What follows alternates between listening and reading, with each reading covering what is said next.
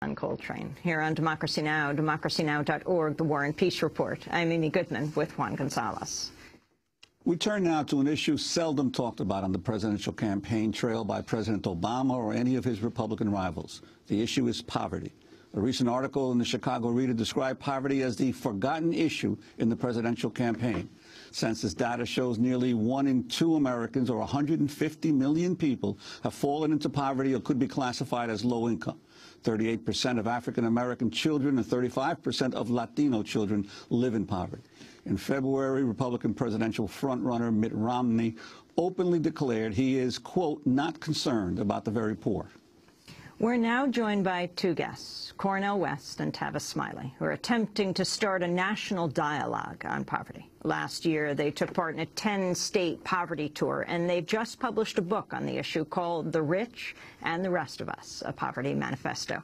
Cornel West is professor of religion and African-American studies at Princeton University, author of many books. Tavis Smiley is an award-winning TV and radio broadcaster. He hosts the PBS TV show, Tavis Smiley, and 2 radio shows, The Tavis Smiley Show and Smiley and West, which he hosts with Cornel West. We welcome you both to Democracy Now! Delighted to be here. Thank you both for having us. Well, you are on a whirlwind tour. The title, Tavis, The Rich and the Rest of Us. That's what America looks like right about now. There is this gap between the haves and the have-nots, a growing gap, in fact. When 1% of the people control 42%, own and control 42% of the wealth, that's a problem. When 1 out of 2 Americans is either in or near poverty, you take the perennially poor or the persistent poor. On top of them, the new poor. We argue in this book, the new poor are the former middle class, and the near poor, folk who are paycheck away. That's 150 million Americans wrestling with poverty. Mitt Romney, who Juan referenced earlier, wants to call this the politics of envy, but we think it's about fundamental fairness, and that's what we're trying to talk about in the book. I mean, that's an astounding figure. I just want to stop and not let it go by. I say the same thing. 1 in 2 exactly. Americans? 1 out of 2 of us, 150 million people, is either in or near poverty. So you got half of your democracy fighting to get out or to stay out of poverty. And what we argue in this book is that poverty threatens our democracy, and that poverty is a matter of national security, that poverty is no longer color-coded. Americans of all races, all colors, all creeds, as you mentioned, Amy, on our poverty tour last summer, 11 states, 18 cities, we saw all kinds of Americans wrestling with this issue. And finally, we saw on this tour poverty that was so extreme, Juan, that it's clear to us that a slight uptick in our economy, the kind of which we're experiencing now, a slight uptick, is not going to do much of anything to really alleviate or to address the kind of poverty that we saw. This poverty is not a character flaw anymore. It's a societal crisis. But Cornel West, it was half a century ago that another president, Lyndon Johnson, declared a war on poverty. And you, in the book, talk about how that war has progressed supposedly, or what has not progressed. Well, we know as a result of the social movements led by Martin Luther King Jr., but connected Rabbi Abraham Joshua Heschel and Dorothy Day and Daniel Berrigan and others, that we went from nearly 24% of Americans living in poverty to 11%. Michael Harrington, Francis Fox Piven, others playing a crucial role. Social movements make a difference, but also greed at the top has social consequences. This is issues of economic injustice, issues of class inequality, 1% of the population having 42% of the wealth. 2010, the top 1% got 93% of the income. And we're not talking about wealth at this point, income. Now that's morally obscene, yet 22% of our children of all colors, each one precious, living in poverty. That's an ethical abomination. Now, we're not just going to talk about presidential politics. We also want to talk about Occupy. But on the campaign trail, I want to ask about presidential frontrunner Mitt Romney. In February, well, at least frontrunner for the Republicans. In February, he told CNN's Soledad O'Brien he's not concerned with the poorest Americans.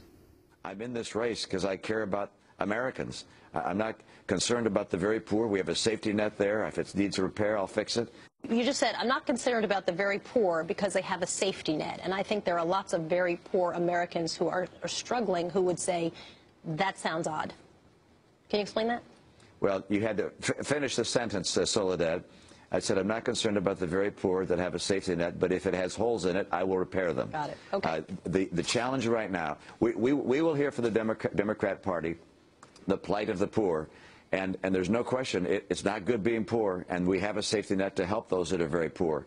But my campaign is focused on middle-income Americans. My campaign, I mean, you can choose where to focus. You can focus on the rich. That's not my focus. You can focus on the very poor. That's not my focus. My focus is on middle-income Americans. All right, there you have it. That was Mitt Romney. Smiley. I recall saying that when it aired. It was so hard to just intake that comment, because it shows a certain callousness, a cavalier attitude toward the poor. And we argue in this book that the poor in this country are not a priority, in part because of that kind of arrogance and the criminalization and the demonization of the poor. To just say that I'm not concerned about the very poor, just uttering that phrase, I am not concerned about the very poor, ought to arrest every single one of us, number one. Number two, he says if there is a social safety net. Well, first of all, there ought to be no question of if there is. We ought to have a social safety net for those who, through no fault of their own, find themselves in poverty. Nobody in this country wants to be poor. And for so many millions of Americans who now find themselves poor, it was not their choice. They didn't choose to ship their job abroad. They didn't choose to have their 401k raped and pillaged by their employers. They didn't choose to have a catastrophic illness which bankrupt them. So Americans are not poor again because of character flaws, so many of them. And thirdly and finally, when Mitt Romney suggested he's concerned about the middle income America, well, as we said a moment ago, the new poor are the former middle class. So in presidential politics, Amy, when Romney and Obama presumably will be on the campaign trail this summer talking about the economy and wanting to speak specifically to the angst of the middle class, they have to recalibrate that conversation. Because if the new poor again are the former middle class, then who are you talking to? We cannot abide another campaign for the White House where the issue of poverty is not addressed. Juan, very quickly, in the last race for the White House between Obama and McCain, 3 presidential debates, we point this out in the text, 3 presidential debates, the word poor or poverty does not come up one time. Obama doesn't utter it. McCain doesn't reference it. The moderators don't even ask about it. Fast forward 4 years, half of us are in or near poverty. Our democracy is threatened as a result. We can't have another campaign this year where poverty doesn't get on the agenda. But interestingly, in the book, you mentioned this Matt Taibbi article where he was attending a Tea Party gathering, and where they were attacking government subsidies, and he noted how many of them had Medicare wheelchairs, and how many of the Tea Party people were actually dependent on government but not even recognizing it. That's right. I mean, that's what you get in right-wing populism, that on the one hand you have a certain suspicion of elites, but on the other hand, when those elites are still providing programs that support you, you embrace them. But I think there's a sense in which the words of all of these politicians of both parties are superstructural and epiphenomenal. What I mean by that is we've got to keep track of their policies, their deeds, their actions. There's a sense in which you didn't need to say that. All you need to do is look at his policies, and you see they have very little concern about poor people. You see, when Barack Obama engages in populist rhetoric, I love poor people, where's your policies? I love investment bankers, we see your policies. So it's a real question here of looking at the base, the real on-the-ground policies, deeds, and actions. And that's true, not just poor people. Here, look at the innocent civilians with the drones dropping bombs now, expanded, don't have to identify, CIA calling for that today. Very clear. We fight for freedom. We're concerned about innocent people. No, you're killing innocent people in the name of fighting terrorism. That's a moral issue for somebody like me. If I could add right quick to that. When Doc says that both parties, quite frankly, have been bankrupt in this conversation, starting, first of all, with the language, our glossary of terminology around this conversation is so bankrupt.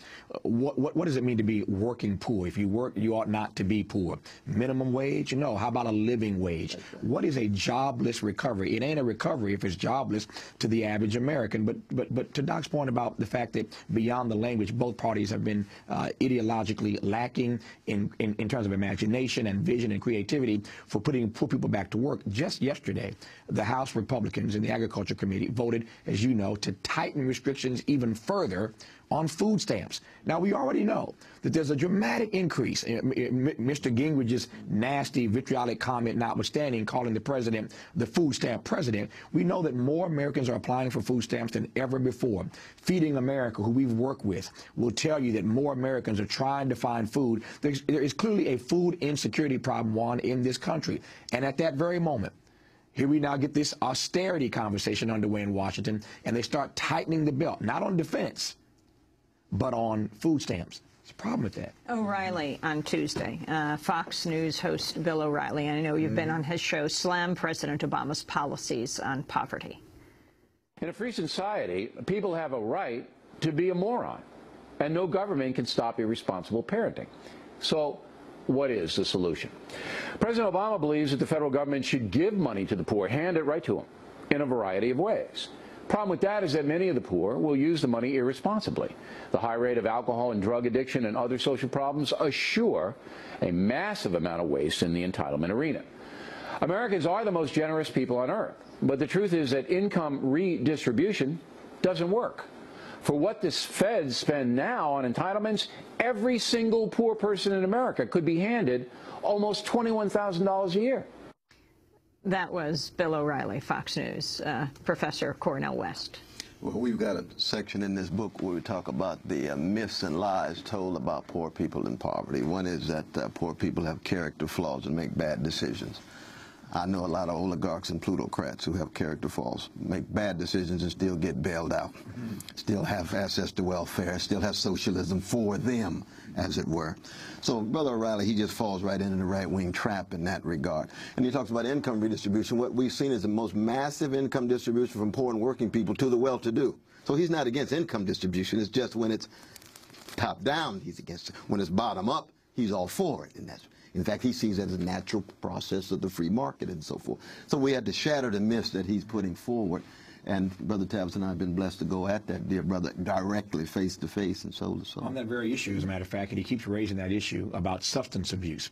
That's an insult to everyday Americans who have been laid off, been downsized, have lost their homes, have lost their savings, are now just trying to hold on to their dignity. We believe, as Dr. King did, that there is dignity in labor, that there is dignity in work. And these are Americans now just trying to hold on to their dignity. With all due respect to Mr. O'Reilly, for him to suggest once again, as he's been doing consistently, that these are persons who are engaged in substance abuse, I mean, it's just insulting. Most Americans who are poor right now are not poor because they're drug users, because they're alcoholics. They are poor because they don't have jobs, because of these greedy corporations in the country who are making more money at home, sending more jobs abroad. I was so heartened to see this pushback the other day here in New York by these shareholders about this CEO pay. I think, to your point, Amy, Citigroup, to your point, Amy, I think that the Occupy movement is resonating, and this is another example. And I'm glad that the New York Times, at least in their coverage, highlighted and shouted out, as it were, Occupy for their message starting to take hold now, where shareholders and pension plans and other entities invested in these companies are saying, hey, enough is enough. The complicity, though, as you alluded to earlier, of so many of the commercial media reporters in terms of not focusing or not raising the issue of the poverty divide in the country in these debates or in investigative articles that look at the various aspects of it. How does Occupy Wall Street, you feel, has had a major impact on at least awakening the press, it seems to me, in terms of some of these issues? I think so. I mean, there's no doubt about the fact, and Doc and I discuss this all the time, that we are seeing at least more conversation about poverty than we have in a long time. But one of the reasons for that, we talk about in this book, one of the reasons for that, Juan, though, is because poverty, again, is no longer black and brown. There's so many of our fellow citizens who happen not to be black and brown who now find themselves poor. And so these voices are being raised. To your point about Occupy, you know, while it is a multicultural, multiracial, multi-ethnic entity, the overwhelming number of persons who started this and who sustained this happen to be young white Americans. And so now that we see again that poverty is engulfing millions of us, all of us, from from California to the Carolinas. Again, we saw this on our poverty tour because so many Americans of all races are being impacted by this. Now we see the media starting to take this conversation more seriously. The ultimate question is, can we move from conversation to action? And that's why in this book we talk about a portrait of poverty, how we got here. We talk about the poverty of opportunity, but then beyond that, a poverty of affirmation, a poverty of compassion, a poverty of truth, a poverty of vision, a poverty of imagination. We shatter these lies told about poverty and the poor. And then we close this book with the real manifesto, which is these 12 points that we think are 12 issues that must be addressed immediately and seriously if we're going to reduce and eradicate poverty in this country. I mean, to put it in the history of America, that we began after we mistreated our precious indigenous brothers and sisters, subordinated them, genocidal attack, but we had to deal with monarchy. British imperialism overthrew the monarchy. Next came slavery. Had to break the back of slavery. Jim Crow and Jane Crow slavery by another name. Had to break the back of slavery. The issue today is oligarchy. Poverty is the new slavery. Oligarchs are the new kings. They're the new heads of this structure of domination, and we've got to coalesce in our critique of oligarchs and oligarchy and plutocracy without hating oligarchs and plutocrats. What happened to the audacity of hope? Barack Obama? Yes. And it's a wonderful language. He got it from Jeremiah Wright, our dear brother Jeremiah Wright. Jeremiah Wright comes out of a black prophetic tradition that talks about hope, not cheap American optimism. So he borrows the language of Martin King. He borrows the language of Jeremiah Wright and a whole host of others, Fannie Lou Hamer and others, blood, sweat, and tears, critiques of oligarchy and critiques of patriarchy and critiques of anti-Semitism, anti-Arab, anti-terror, anti-Latino racism, and so forth. So we get these mainstream politicians, these neoliberals, who preserve oligarchic rule, use the language of progressives, and think that somehow they will not be disclosed for what they are, neoliberals, still tied to the status What about quo. President Obama, Tavis Smiley, and where he has gone in this administration and your criticism of him as he runs for re-election? Well, the argument we advance in the book is not that he has done nothing. We don't advance an argument that he has had a sort of antipathy toward the poor. We simply argue that he hasn't done enough. And we suggested earlier in this conversation that there seems to be a bipartisan consensus in Washington that the poor just don't matter. President Obama is a part of that. We argue in the book, and I think many Americans agree, that the first priority should have been jobs, jobs, jobs. I take nothing away from his push on health care, but jobs for every American should have been the primary issue number one, particularly and especially if the Supreme Court ends up gutting this law by declaring unconstitutional the mandate. The mandate goes, the whole thing collapses basically, and then we're back to square one again. So all that time, all that energy, and all that effort ends up being for naught, and Americans still now don't have jobs and don't have access to health care in the short run or the long run. And we know the health care bankrupts so many Americans trying to just stay alive. They end up with these catastrophic illnesses and end up costing them their homes, their savings, and everything else. So we know the role the healthcare plays in this process. The bottom line is that he hasn't done enough on the issue of poverty. Of that list of 12 things that we say has to be done to reduce and eradicate poverty, one of those things, Amy, one of the 12, is the calling of a White House conference on the eradication of poverty. This is not rocket science. In the vernacular of our conversation today, this really is low-hanging fruit. To your point, Juan, the last time we had a real conversation about poverty from the White House down was during the Johnson years. And there have been Republicans and Democrats, of course, who've occupied the Oval Office since then, but no real commitment to the poor. So what we're calling for is the next president of these United States to do the same thing that Barack Obama did when he got elected the first time, Amy, when he first and foremost signed Lilly Ledbetter, as he should have, to protect women in the workplace. The next president, as his first official act, ought to be the signing of an executive order establishing calling for a White House conference on the eradication of poverty. Bring all the experts together and let us create a national plan that all of us are going to engage to reduce and eradicate poverty in this country over a time certain period, 10, 15, 25 years. Now, here's the bottom line.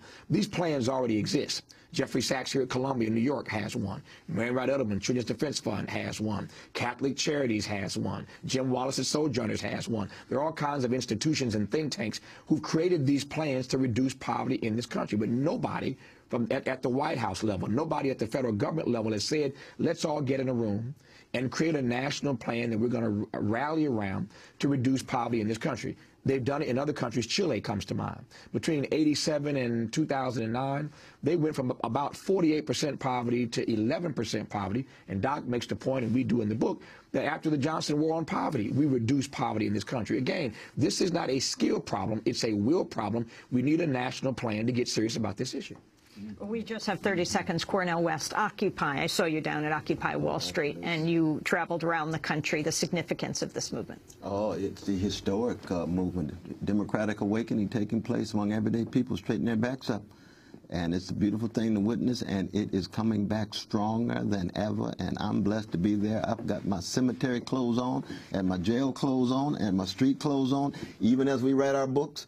And even as we listen to Richard Wolff talk about democracy at work, new important book. Paul Krugman, Stop This Depression Now, new important book. Connection of mind, body, and soul. Well, we want to thank you for being with us. We're going to do part 2, and we're going to post it on our website at democracynow.org. Check it out. The Rich and the Rest of Us, a Poverty Manifesto by Tavis.